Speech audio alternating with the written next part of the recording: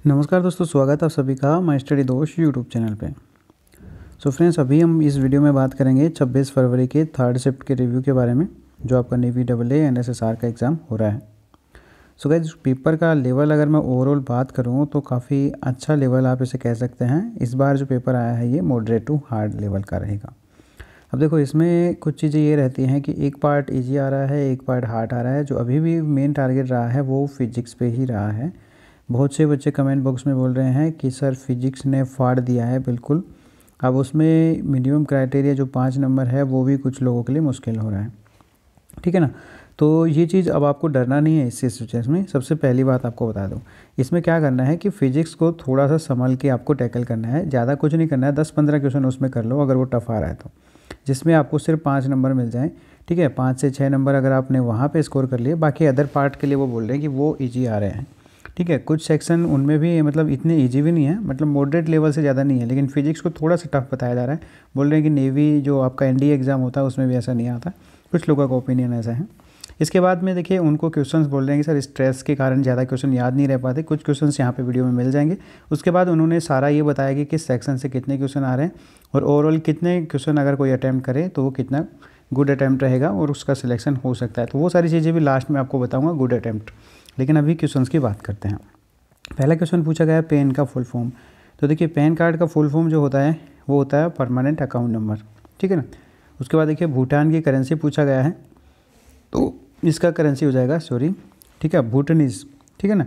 भूटानीज़ इसका करेंसी हो जाएगा। उसके बाद देखिए, यहाँ पे आपको डिफ्रेंशिएशन पूछा गया था, अवकलन पूछा गया था, वो था आपके पास में कोट ऑफ कोसेक्स, ओके। तो यहाँ पे इसका आपको पूछा गया था डिफ्रेंशिएशन। एक और क्वेश्चन आपको इस तरह का देखने को मिला, ये आप यहाँ पे देख लीजिए। देखिए क्या बोला है, dy/dx, उसके बाद में e की पावर tan इनवर्स x और इसकी पावर 1/2 और इसकी पावर भी होल 1/2। इस प्रकार से कुछ क्वेश्चन था, तो इसका डिफ्रेंशिएशन आप कर लेना। आगे देखो, कुछ फुल फॉर्म्स हैं जो सरप्राइज़ कर रही हैं सभी लोगों को, कहीं से भी पूछ रहा है। मतलब देखिए, MPEG का फुल फॉर्म पूछा है। इसका मतलब होता है the moving picture experts group, ठीक है। OCR है, खैर ये तो आपने पढ़ा होगा, ये होता है ऑप्टिकल, ठीक है ना, क्रेटर और रिकॉग्निशन। तो यहाँ पे आपको पास में ध्यान रख लेना है कि कुछ, अब ये भी कुछ निश्चित नहीं है कि कहाँ से पूछ रहा है, तो इनके गूगल करने पे ही ये सारी चीज़ें प्राप्त हो पा रही हैं, कहीं बुक से भी स्पेशली नहीं मिल पा रही हैं। खैर ठीक है, इस चीज़ को आप स्किप कर सकते हैं अगर ज़्यादा ही दिक्कत हो रहा है तो। उसके बाद देखिए, क्वेश्चंस बताए हैं कि मीन डेविएशन से एक क्वेश्चन आया है, डिफ्रेंशिएशन से 2 क्वेश्चन आए हैं, शायद दोनों मैंने आपको करवा भी दिए, इंटीग्रेशन से 3 क्वेश्चन आए हैं। उसके अलावा अदर पार्ट हैं उनसे 1-1, 2-2 क्वेश्चन आए हैं। प्रोबेबिलिटी से भी क्वेश्चन किसी ने बताए थे। आगे देखो, यहाँ पे रीजनिंग का एक क्वेश्चन किसी ने शेयर किया है कि 5 जनवरी 1992 को सैटरडे था, तो 3 मार्च 1992 को कौन सा दिन होगा। देखिए, रीजनिंग के ऐसे क्वेश्चन मैंने आपको प्रैक्टिस सेट में आगा के में भी करवाए हुए हैं, फिर भी यहाँ पे सोल्व करवा देते हैं। देखिए, 5 जनवरी 1992 है। सबसे पहले तो इसको ये देखना है कि लीप ईयर होगा या नहीं होगा, तो 1992 लीप ईयर नहीं होगा। तो सर जनवरी में देखिए, जनवरी के 5 दिन हो चुके हैं, तो बचे जनवरी में 31 होते हैं पूरे टोटल डेज, तो यहाँ पे बचे कितने, 26 दिन, ठीक है ना। 26 डेज तो बचे हैं जनवरी के। उसके बाद फरवरी 28 की होती है, तो पूरा 28 का 28 बच जाएगा। अगर लीप ईयर होता है तो 29। मार्च में 3 मार्च तक जाना है, तो मार्च के 3 डेज काउंट करना है, इन टोटल कर लेना है इनका। या आप ऐसे कर सकते हैं, यहीं पे आप डिवाइड कर सकते हैं। अब इसको हमें सिर्फ क्या करना है, हमें ओड डेज काउंट करने हैं। 26 को 7 से डिवाइड कर लीजिए, यहाँ पे ओड डेज 5 होंगे, इसको 7 से डिवाइड करेंगे, पूरा का पूरा कट जाएगा, कोई ओड डे नहीं होगा।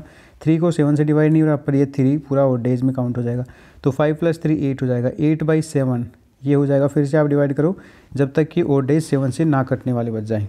अब एक बचा है, या आप इनको ऐसे भी निकाल सकते हैं, सभी को 26, 28 और 3 इनको आप ऐड कर लीजिए, 57 होगा। इसको 7 से डिवाइड कर लीजिए, एक रिमाइंडर आपके पास बचेगा। तो ये रिमाइंडर जो है, इसका मतलब ये है कि हमें जो आपका दिन दिया गया है, कौन सा दिन दिया गया है, यहाँ पे देखिए सैटरडे, तो इससे सिर्फ एक दिन आगे बढ़ना है, तो सैटरडे के आगे संडे हो जाएगा। तो ये जो आंसर हो जाएगा 3 मार्च 1992 संडे हो जाएगा, ठीक है। इस तरह से कर लेना। आगे देखिए, क्वेश्चन आपको पूछा गया है कि इस प्रकार से लिखा है, 1 को 1 बार लिखा है, 2 को 2 बार, 3 को 3 बार, 4 को 4 बार, ठीक है, इस प्रकार से लिखा गया है। तो ये आपको पूछा है कि यहाँ पे 150वां पद कौन सा होगा। तो ये आप यहाँ पे इसको सोल्व करना, इसके लिए आप अलग से देख लेना अपना जैसा भी जो तरीका है। अब आगे देखते हैं। फिर नेक्स्ट आपके पास में है कि मेक इन इंडिया बुक जो है, इसका राइटर आपसे पूछा गया था। सो इसका क्वेश्चन भी मैं अभी नहीं देख पाया, तो इसके लिए आप गूगल कर लेना थोड़ा सा ठीक है। उसके बाद में नेक्स्ट आप यहाँ पे देखिए, फिर भी अगर ना मिले तो कमेंट कर देना, आपको बता दिया जाएगा। इम्पैक्चुअस का आपको यहाँ पे सिनोनियम पूछा गया था, तो इसका सही स्पेलिंग पहले तो यहाँ पे देखिए IMPETUOUS, इम्पैक्चुअस, ठीक है ना। इसका मतलब होता है जो बिना विचार या जल्दबाजी में किया जाए, मतलब बिना सोचे समझे कुछ भी किया जाए तो उसे बोला जाता है। इसका सिनोनियम पूछा था, तो सिनोनियम तो अब वर्ड पता नहीं है क्या होगा इसका, जो आपको ऑप्शन में था उसके हिसाब से अब इसका मीनिंग मैंने बता दिया, तो आप इसका सिमिलर फाइंड कर सकते हैं। विटामिन की खोज किसने की थी? देखिए वैसे तो विटामिन काफ़ी प्रकार के होते हैं, उनकी अलग अलग खोज करता है, लेकिन यहाँ पे सबसे पहले 1912 में में फ्रेडरिक्स होपकिंस, इसने सबसे पहले इन्वेंशन किया था विटामिन का, ठीक है। इन्होंने पहले मतलब इनको नहीं पता था कि ये विटामिन्स हैं, मतलब इनका नामकरण जो विटामिन किया था वो किसी और ने किया था, इन्होंने सिर्फ पता लगाया था, लेकिन उनको ये नहीं, मतलब जो नाम दिया था ना विटामिन, वो किसी और ने दिया था। ओके, सो अभी यहाँ पे देखिए नेक्स्ट आपके पास में है राष्ट्रपति के चुनाव में कौन भाग नहीं लेता है।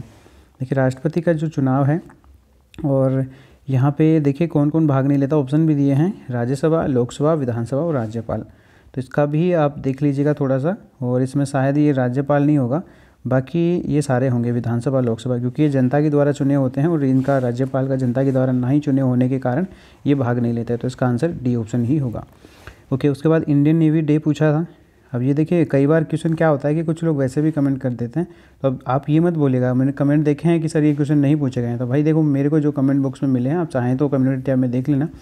अब इसमें जो मिले हैं मैं वो चीज़ शेयर कर रहा हूँ, और बहुत से लोग ईमेल पे भी भेज रहे हैं, तो आप शायद नहीं भेजते हैं, तो अब इसमें मैं भी क्या कर सकता हूँ। देखो मेरा कोई मोटो नहीं है कि ज़बरदस्ती आपको कुछ क्वेश्चन कराऊँ, तो ये 4 दिसंबर देख लेना।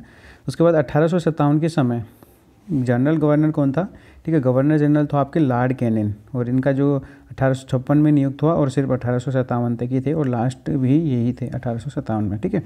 उसके बाद देखिए पंचतंत्र किस काल की रचना है? तो ये देखिए 3rd सेंचुरी की है, 3री शताब्दी की, ठीक है, तो ये बहुत पुरानी काल की रचना है, तो 3rd सेंचुरी इसका आंसर हो जाएगा। उसके देखिए लैत्विया जो है इसकी कैपिटल बताना है, तो इसका देखिए रीगा इसकी कैपिटल है, ठीक है। तो देखिए ये चीज़ तो आपको ध्यान रखना है, करेंसी और कैपिटल, 1 या 2 क्वेश्चन आपको डेफिनेटली मिल रहा है, उसके अलावा 2 क्वेश्चन आपको मिल रहे हैं फुल फॉर्म से। और अब आगे देखिए which part of I is donated, इनकी आँख का कौन सा पार्ट डोनेट किया गया था? देखिए जनरली तो क्या होता है कि पूरा आँख ही डोनेट किया जाता है, लेकिन उसमें जो यूजेबल पार्ट होता है वो होता है कॉर्निया, तो यहाँ पे इंपॉर्टेंट पार्ट जो रहेगा वो होगा कॉर्निया, ठीक है ना, तो ये ध्यान रख लेना है।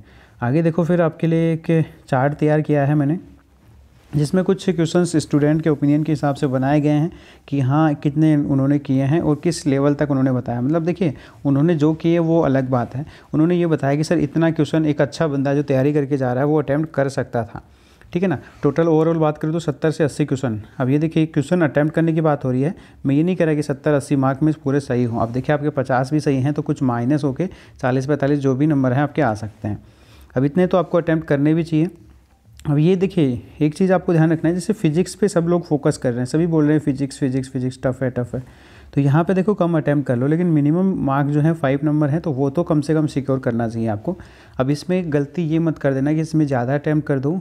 पहले अगर आप इस सेक्शन को अटैम्प्ट कर लें और अगर आप फ्रस्ट्रेट होकर ज़्यादा अटैम्प्ट कर लेते हैं तो इसमें अगर माइनस में चले गए तो बाकी चाहे कितना भी अच्छा करो आपका नहीं होगा, ठीक है ना। तो इस पर थोड़ा सोच समझ के या इसको लास्ट में कर लेना ताकि पूरा सेक्शन आपका कॉन्फिडेंस बना दे।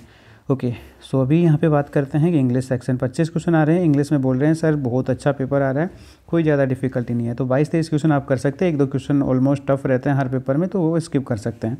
फिजिक्स की बात करें तो 10 से 15 क्वेश्चन के लिए मैं बोलूँगा आपको कि अगर टफ आ रहा है तो डेफिनेटली आप कीजिए। बाकी ये नहीं बोल रहा हूँ कि बाउंडेशन है आपकी 15 क्वेश्चन ज़्यादा नहीं करना है, आपको 25 आ रहे हैं 25 के 25 करिए, कोई दिक्कत नहीं है। मैथ्स की बात करें तो मैथ्स का भी इतना हार्ड नहीं आ रहा है, हाँ थोड़ा सा कैलकुलेटिव बोल रहे हैं कि टाइम लग रहा है, तो मैं इसको रख रहा हूँ 19 to 21। अब 20 क्वेश्चन भी अगर आप अटैम्प्ट कर रहे हैं, 5 क्वेश्चन स्किप कर रहे हैं, कोई दिक्कत नहीं है। उसके बाद जीके जीएस जो है ये भी मॉडरेट लेवल का आ रहा है, 19 से 22 तक यहाँ पे आप अटैम्प्ट कर सकते हैं। रीजनिंग के क्वेश्चन भी पूछे जा रहे हैं, फिगर से भी आ रहे हैं, रैंकिंग से भी क्वेश्चन आ रहे हैं यहाँ पे, तो ये चीज़ें भी आपको देख लेनी है। उसके बाद देखिए ओवरऑल इनका 70 से 80 क्वेश्चन रहेगा कि अगर आप इतना अटैम्प्ट कर रहे हैं तो आप मान सकते हैं कि हाँ अच्छा अटैम्प्ट किया है आपने। बाकी सही एक्यूरेसी तो आपका ये है कि अगर आप 60 क्वेश्चन भी सही करके आ गए तो आप एक अच्छा पोजीशन पे हैं, मतलब मिनिमम मार्क्स आपके होने भी ज़रूरी हैं, ये चीज़ भी ध्यान रखना है। तो गाइज़ आप भी शेयर कर सकते हैं mystudydost@gmail.com पे अपने क्वेश्चंस, उसके साथ में आप सभी को ऑल द बेस्ट और वीडियो को ज़रूर से लाइक कर देना। अपने दोस्तों के साथ में शेयर कर देना। कोई समस्या हो और कुछ और क्वेश्चंस, देखिए क्या होता है ना, वीडियो बनाने के बाद में भी क्वेश्चंस आते रहते हैं, तो कमेंट बॉक्स ज़रूर से देख लिया करो। कमेंट में लोग क्वेश्चंस बाद में भी शेयर करते रहते हैं, ठीक है ना। तो ऑल द बेस्ट, मिलते हैं फिर नेक्स्ट रिव्यू के साथ में कल। तब आप ज़रूर शेयर कीजिएगा mystudy2@gmail.com पे, या व्हाट्सअप भी कर देना, व्हाट्सअप नंबर आपको गिवन है। See you soon guys in the next video. तब तक के लिए bye bye, take care, all the best.